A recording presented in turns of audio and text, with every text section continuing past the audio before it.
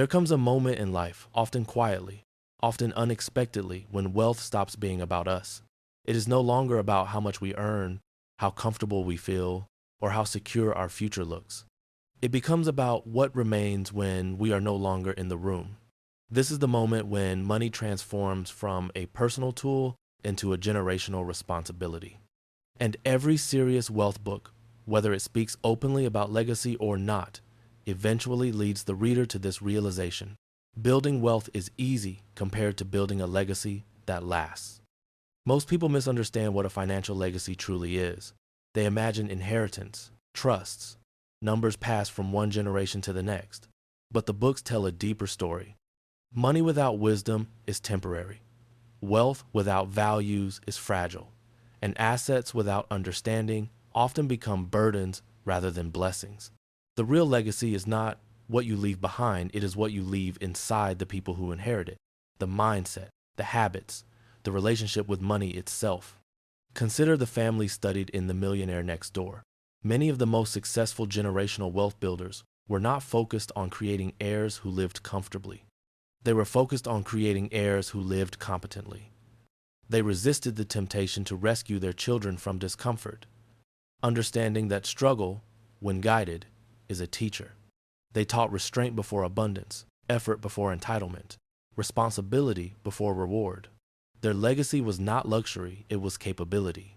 One of the most powerful lessons repeated across wealth literature is that the first generation builds, the second maintains, and the third often destroys unless intention intervenes. This pattern is not caused by bad luck. It is caused by silence. Families avoid talking about money, values, mistakes, and expectations. They leave behind assets, but no instruction manual. Wealth books repeatedly warn that secrecy breeds confusion, and confusion breeds misuse. The families who preserve wealth across generations are not those with the most money, but those with the clearest conversations. Legacy-focused wealth builders understand that money amplifies character. If discipline exists, wealth strengthens it. If confusion exists, wealth magnifies it. This is why books on long-term wealth stress education as much as accumulation. Teaching children how money works slowly, age-appropriately, honestly, is not a financial act. It is a moral one. It prepares them not just to receive wealth, but to steward it. Another recurring theme is patience across generations. Legacy builders think in timelines longer than their own lives. They are willing to delay visible success so that future stability is stronger. This mindset appears again and again in books that discuss compounding not just of money, but of behavior. Values compound, habits compound, decisions made today echo far beyond the present moment. The question legacy builders ask is not what benefits me now, but what sustains those who come after me. Yet perhaps the most difficult lesson wealth books teach about legacy is restraint. Just because you can give does not mean you should give freely or without structure. Inheritance without preparation can quietly destroy ambition, resilience, and purpose. Many wealth builders choose to give gradually, conditionally, or educationally, not as punishment, but as guidance. They want their children to experience ownership, effort, and decision-making before experiencing abundance. This is not coldness, it is foresight. Then there is the lesson of example. Children learn far more from what they observe than what they are told. Wealth books consistently show that values are transmitted through behavior, not lectures. A parent who budgets calmly teaches more than a parent who gives advice but lives chaotically. A parent who invests patiently teaches more than a parent who speaks about the future but panics at every downturn. Legacy is built every day, in small, visible actions that quietly communicate what money is for. And beneath all of this lies a profound truth. Wealth is not meant to protect future generations from life. It is meant to prepare them for it. The goal of a financial legacy is not to eliminate struggle, but to ensure that struggle is constructive rather than destructive. To give future generations a foundation, not a ceiling. To offer stability without stealing purpose. As you move deeper into this idea, you begin to realize that legacy building requires a different kind of discipline than wealth building alone. It requires humility, the willingness to accept that future generations will not think exactly as you do. It requires trust, the courage to let go of control while still offering guidance. And it requires clarity, the courage to define what your wealth stands for before someone else defines it for you. Imagine someone late in life reviewing not just their balance sheet, but their influence. They see moments when they modeled patience and moments when they modeled fear, moments when they taught responsibility and moments when they avoided difficult conversations. They realize that legacy is already in motion, shaped not by final documents, but by decades of behavior. And that realization is both sobering and empowering because it means legacy is not built at death, it is built daily. The wealth books do not romanticize this process. They acknowledge that building a generational legacy is messy, emotional, and deeply human. Families disagree, values evolve, mistakes happen, but they also remind us that intention changes outcomes. When wealth is paired with purpose, communication, and education, it becomes a stabilizing force rather than a corrupting one. And as this understanding settles in, a deeper question emerges not about how much wealth will be passed on, but about what kind of people will receive it, how they will understand it, and whether it will strengthen or weaken their lives. Because the ultimate measure of a legacy is not how long the money lasts, but how long the values endure.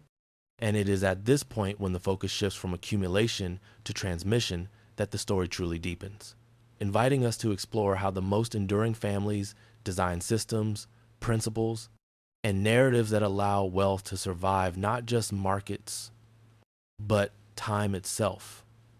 And this is where the next part of our journey begins. As we step into the strategies that transform money from a personal achievement into a multi-generational force for stability, growth, and meaning, moving forward together into the deeper architecture of legacy like a bridge extending beyond your own lifetime, built plank by plank with intention rather than assumption. And this is where the idea of wealth becomes something far more demanding and far more meaningful than personal success. Because once you commit to building a legacy, you accept a truth that many never face. Money left without guidance is not generosity, it is abdication. The most enduring families described in wealth books understand that legacy is not a single event, but a system. They do not rely on a will alone. They rely on principles that are lived, explained, and reinforced long before any transfer of assets occurs. They talk openly about money, not to boast, not to control, but to educate. They explain why decisions were made, why certain limits exist, why patience matters more than speed. In doing so, they turn wealth into a shared language rather than a silent mystery. One of the clearest lessons from generational wealth studies is that children who inherit money without context inherit confusion. They may receive assets, but they do not receive judgment. They may receive opportunity, but not responsibility. This is why legacy builders focus relentlessly on process over outcome. They involve the next generation early, not in control, but in observation. Children see budgets discussed calmly. They see investing framed as long-term stewardship rather than short-term gain. They see giving treated as a responsibility, not a performance. Over time, these observations shape instincts that no document can replace. Another powerful theme across wealth literature is the idea of earned confidence. Future generations must learn that money is not proof of worth, nor is it protection from consequence. Families that preserve wealth allow younger members to fail safely, to make small mistakes while the stakes are low, to experience effort before entitlement. This controlled exposure builds competence, and competence builds respect for the resources eventually entrusted to them. Legacy is strengthened not by shielding heirs from reality, but by preparing them to meet it. As years pass, legacy-focused individuals also learn to formalize values. They write mission statements for their wealth, not as legal instruments, but as moral ones. These statements clarify what the money is meant to support: education, independence, entrepreneurship, service, stability. When values are written and discussed, wealth gains direction. It becomes harder for future generations to misuse money when its purpose has been clearly articulated and consistently modeled. But perhaps the most difficult lesson in building a legacy is letting go. No matter how carefully values are taught, future generations will interpret them through the lens of their own time. Wealth books remind us that control is temporary, but influence can be lasting. Legacy builders accept that they cannot dictate every decision beyond their lifetime. Instead, they focus on transmitting judgment, not instructions. They aim to raise thinkers, not followers, stewards, not dependents. Eventually, the measure of success shifts. It is no longer about net worth, but about continuity, about whether future generations can stand on the foundation you built without being trapped by it, about whether money creates options instead of obligations, about whether wealth reduces fear rather than increasing pressure.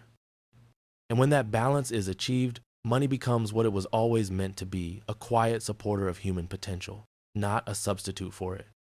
So when you step back and consider what it truly means to build a legacy of wealth, the answer is both simpler and heavier than expected. It is not about leaving more, it is about leaving better habits, better conversations, better understanding, better people. Because in the end, markets will rise and fall, assets will change form, currencies may even change names, but character endures. And that is the final lesson the wealth books leave us with. The most valuable inheritance is not money itself, but the ability to handle money without losing oneself. When future generations inherit that ability, the wealth may take care of itself. And if you can pass that on quietly, patiently, intentionally, then you have built something far more powerful than riches. You have built a legacy that lives. If this reflection resonated with you, take a moment to consider what values your own financial choices are teaching, whether intentionally or not. Share what kind of legacy you hope to leave, because clarity is the first step toward transmission. And if you want to continue exploring financial wisdom through stories that focus not just on wealth, but on meaning across generations, stay connected, subscribe, follow, and return. Because the longest lasting wealth is not measured in years or dollars, but in the strength, stability, and wisdom of the lives it quietly supports long after we are gone.